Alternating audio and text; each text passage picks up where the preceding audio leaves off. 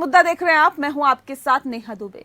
रूस यूक्रेन युद्ध के 1 महीने से ज्यादा हो जाने के बाद भी इस जंग के खत्म होने की कोई सूरत नजर नहीं आ रही है। लड़ाई में यूक्रेन के कई शहर तबाह हो चुके हैं तो रूस को भी नुकसान हुआ है। ऐसे में रूस के खिलाफ लामबंद होने वाले और यूक्रेन को हथियार बंद करने वाले कई बाहुबली मुल्कों को भी भारत की उन दलीलों की अहमियत अब समझ आने लगी है, जिसमें इस बात पर जोर दिया गया कि समस्या का समाधान बातचीत से ही होगा। लिहाजा युद्ध संकट खत्म करने का फॉर्मूला निकालने के लिए दिल्ली में अहम कूटनीतिक दौरों और बैठकों का सिलसिला तेज हो गया है। पहले चीन के विदेश मंत्री वांग यी का भारत दौरा और अब अमेरिका में अंतर्राष्ट्रीय अर्थव्यवस्था के डिप्टी एनएसए दिलीप सिंह का 2 दिवसीय दौरा और रूस के विदेश मंत्री सरगेई लावरोव की यात्रा कई कूटनीतिक संदेश दे रही है। रूस और यूक्रेन के बीच 1 महीने से ज्यादा समय से ये युद्ध दोनों के बीच चल रहा है और ऐसे में आपको बता दें कि युद्ध के बीच इन राजनयिकों का भारत पहुंचना साफ करता है कि भारत इस समय वैश्विक कूटनीति में अहम भूमिका निभा रहा है। 19 मार्च से अब तक भारत में जापान के प्रधानमंत्री फोमियो किशिदा, ऑस्ट्रिया के विदेश मंत्री अलेक्जेंडर शिलिनबर्ग, ग्रीस के विदेश मंत्री निकोस डिंडेया और साथ ही ओमान के विदेश मंत्री सैयद बद्र बिन हमद बिन हमूद, चीन के विदेश मंत्री वांग यी आ चुके हैं भारत में। और ऐसे में आपको बता दें कि जबकि मैक्सिको के विदेश मंत्री मार्सेलो एब्राड कैसाबोन, जर्मनी के राजनीतिक सुरक्षा मामलों के पॉलिसी एडवाइजर जेम्स प्लाटनर, ब्रिटेन के विदेश मंत्री एलिजाबेथ ट्रूस आने वाले हैं। इजराइल के प्रधानमंत्री नफ्ताली बेनेट भी भारत आने वाले हैं, लेकिन कोरोना ग्रस्त होने के कारण फिलहाल उनका दौरा टल गया है। बता दें कि बीते दिनों भारत आए जापान के पीएम फोमियो किशिदा खुलकर ये आग्रह कर चुके हैं कि पीएम मोदी को रूस को रोकने और राष्ट्रपति पुतिन को समझाने में अधिक सक्रिय भूमिका निभानी चाहिए। वहीं ऑस्ट्रेलिया के प्रधानमंत्री स्कॉट मॉरिसन ने भी पीएम मोदी से वर्चुअली हुई अपनी शिखर वार्ता में यूक्रेन संकट के मद्देनजर बातचीत की है। रूस के खिलाफ पाबंदियों का ऐलान करने वाला ऑस्ट्रेलिया ये पहले ही साफ कर चुका है कि वो भारत की रूस के साथ द्विपक्षीय रिश्तों की अहमियत को समझता है। सूत्रों के मुताबिक राजनयिक बातचीत में भारत अमेरिका समेत दूसरे पश्चिम देशों को यह कह चुका है कि रूस के साथ बातचीत के गलियारों का खुला जाना बहुत जरूरी है। और ऐसे में बीते दिनों भारत आई अमेरिकी विदेश विभाग के वरिष्ठ अधिकारी विक्टोरिया नुलैंड के साथ हुई वार्ताओं में भी ये बात साफ की गई। भारतीय खेमा पश्चिमी देशों को इस बात से भी आगाह कर चुका है कि रूस के खिलाफ पाबंदियों का ताना बाना उसे पूरी तरह चीन के खेमे में धकेल देगा, जिसके रणनीतिक परिणाम नुकसानदेही होंगे। और ऐसे में बीते 1 महीने के दौरान पीएम मोदी रूस के राष्ट्रपति व्लादिमीर पुतिन और यूक्रेन के राष्ट्रपति वोलोदिमीर जेलेंस्की से 2 बार फोन पर बातचीत कर चुके हैं। साथ ही भारत यूएन में भी इस बात पर जोर देता रहा है कि किसी एक देश के खिलाफ पाबंदियों या हथियारों के बजाय कूटनीतिक और शांतिपूर्ण तरीके से बातचीत से ही समाधान का रास्ता निकाला जाना चाहिए। संयुक्त राष्ट्र महासचिव एंटोनियो गुटेरेस ने शांति प्रयासों में भारत की अहम भूमिका को स्वीकार करते हुए कहा कि युद्ध संकट को खत्म कराने के लिए चल रहे प्रयासों पर नजर बनाए हुए हैं। इसके लिए वो भारत, तुर्की, कतर, इजराइल के सहयोगियों के साथ भी संपर्क में है। जानकारों के मुताबिक भारत न केवल अपनी बात का वजन रखता है, बल्कि उसकी भूमिका अमेरिका और रूस दोनों के लिए अहमियत रखती है। अमेरिका जहां कई बार ये स्वीकार कर चुका है कि उसकी इंडो पैसिफिक नीति का आधार भारत है, तो वहीं रूस भी भारत जैसे पुराने और महत्वपूर्ण रणनीतिक सहयोगियों के साथ ही रिश्तों को तवज्जो देता है। यूक्रेन के साथ युद्ध के दौरान भी जब भारतीय छात्रों को खार्किव और सूमी से सुरक्षित निकालने का मामला सामने आया, तो रूस ने अपनी बोल्गोरोड सीमा पर बसों का इंतजाम कर दिया था। और हालांकि सीमा तक पहुंचने में मुश्किलों के कारण बाद में भारत ने अपने छात्रों को रूस के बजाय यूक्रेन की पश्चिम सीमा के रास्ते निकाला था।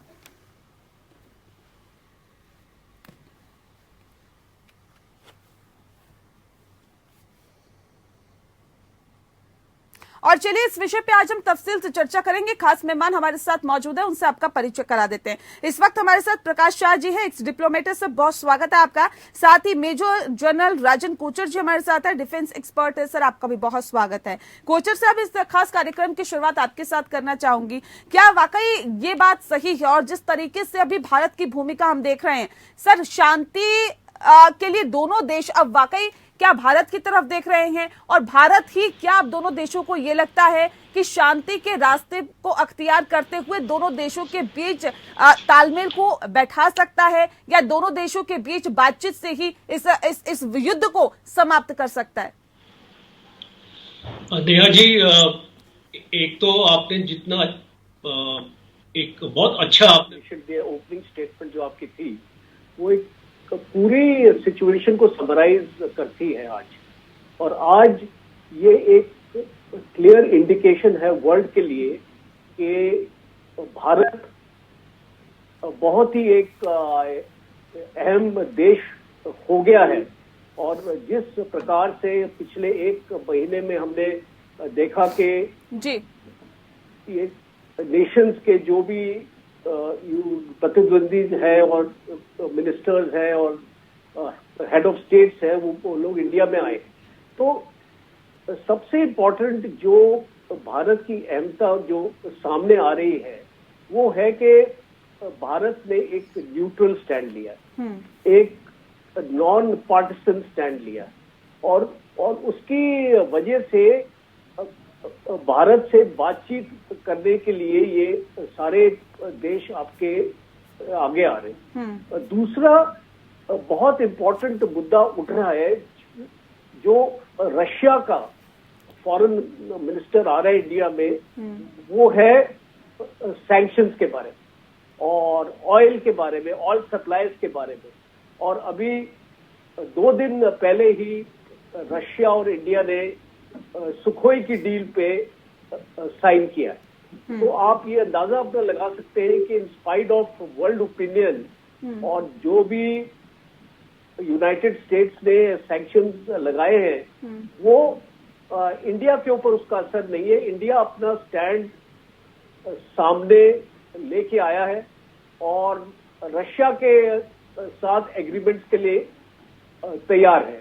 और आज की अनाउंसमेंट है कि रशिया इंडिया को $35 पर बैरल की कटौती दे रहा है, और प्री वॉर के जो रेट थे पर बैरल $70 पर बैरल, उस रेट पर रशिया इंडिया को ऑयल सप्लाई करेगा। ये बहुत ही अहम चीज है, क्योंकि वर्ल्ड के जो रेट्स हर एक जगह डिफरेंट है, तो इंडिया को एक प्रेफरेंशियल ट्रीटमेंट मिल रहा है। और दूसरा जो ये यूके की जो आ रही है फॉरेन मिनिस्टर, इंडिया को एक कोशिश कर रही है इंडिया को कि वो सैंक्शन में शामिल हो जाए और वो एंटी रशिया स्टैंड अपना ले। और वो एक अश्योरेंस भी, एक स्टेटमेंट आया है उनके प्राइम मिनिस्टर का कि वो इंडिया को वेपन्स देने के लिए एग्री है अगर इंडिया रूस का साथ छोड़ दे।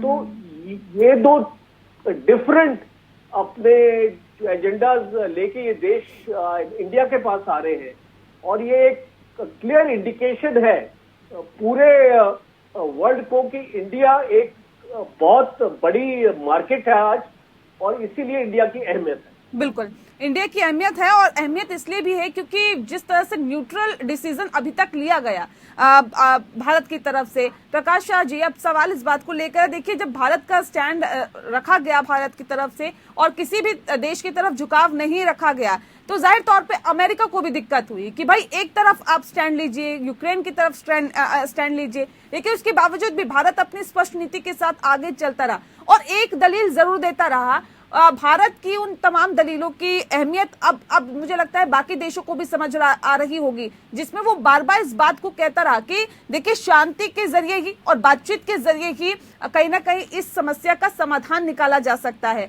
तो भारत की उन दलीलों की अहमियत अब क्या बाकी देशों को समझ आने लगी है, जिसमें इस बात पर जोर दिया गया था कि समस्या का समाधान सिर्फ और सिर्फ बातचीत से ही होगा, लिहाजा युद्ध संकट खत्म होने का फॉर्मूला निकालने के लिए दिल्ली में अहम कूटनीतिक दौरों के जो बैठकें हैं वो भी अब होने लगी है। तो सर इसे आप कैसे देखते हैं, भारत का स्टैंड और जो अब बैठकों का दौर लगातार जारी है, तमाम जो दूसरे देशों के जो नेता हैं वो लगातार दौरे कर रहे हैं, इसे आप कैसे देखते हैं सर?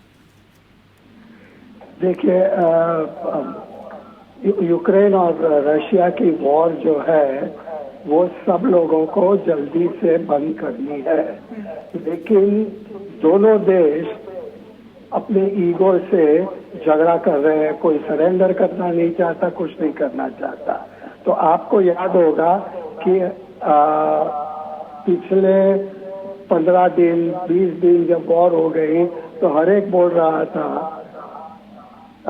यूक्रेन भी बोल रहा था, रशिया भी बोल रहा था कि जब तक दूसरे देश हमारी तरफ से वो मानेंगे नहीं तब तक हम उनके साथ करेंगे नहीं।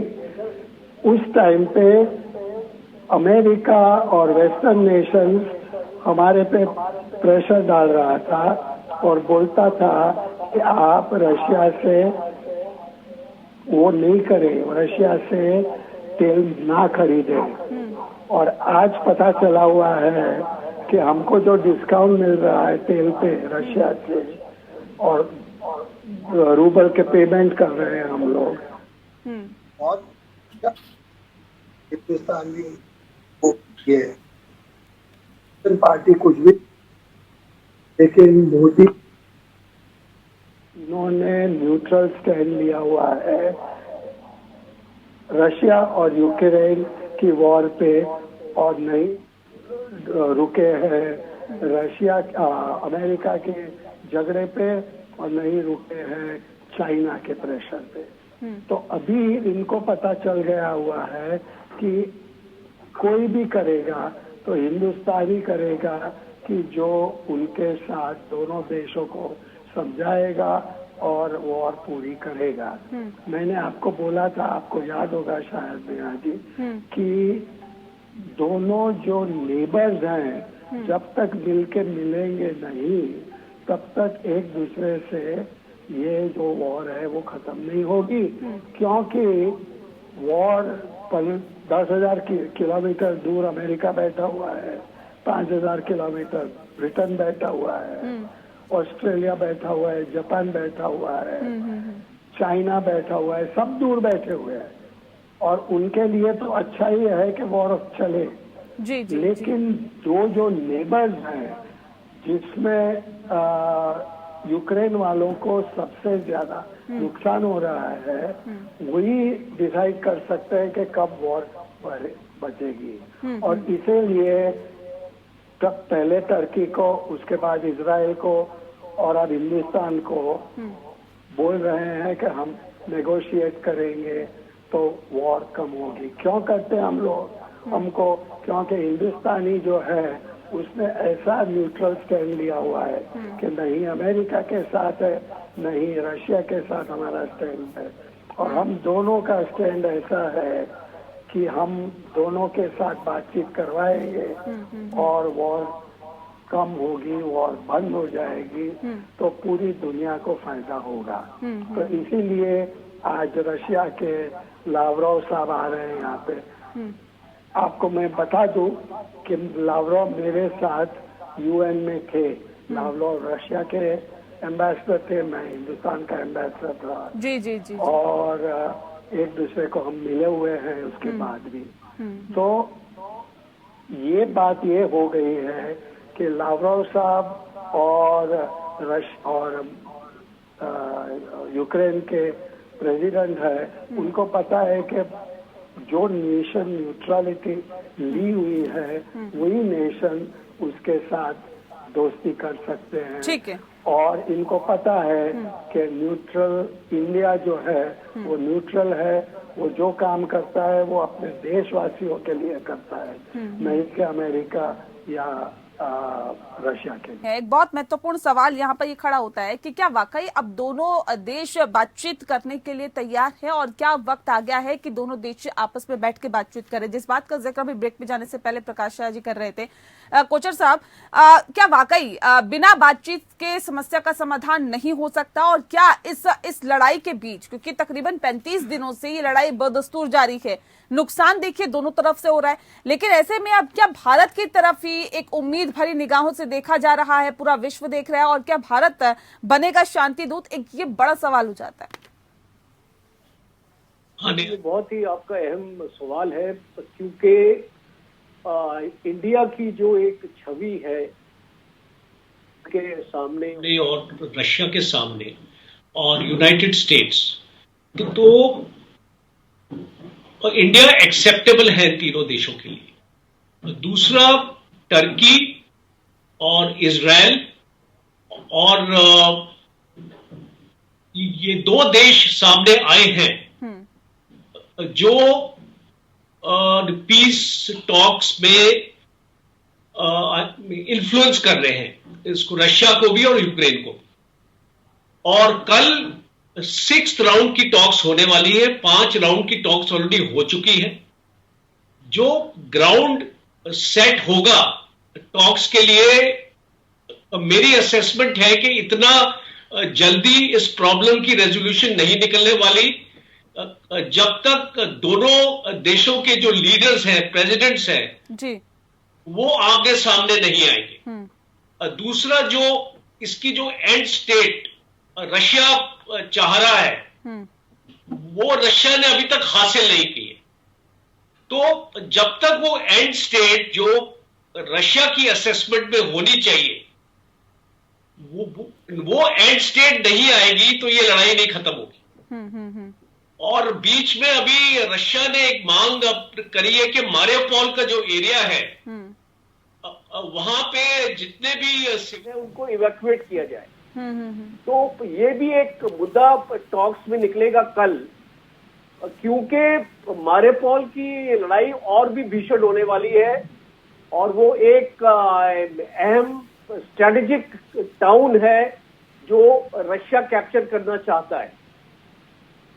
मेरी असेसमेंट में इंडिया का रोल फिलहाल एक एडवाइजरी और एक इन्फ्लुएंसर का होगा। जैसे ये फॉरेन मिनिस्टर आ रहे हैं, यूक्रेन और रशिया की लड़ाई का जो एजेंडा भी होगा इसमें, और इंडिया कोशिश करेगा कि इनको बताने के लिए कि जल्द से जल्द आप अपनी लड़ाई खत्म करें और टॉक्स का जो सिलसिला है वो हेड ऑफ स्टेट की तरफ ले जाए।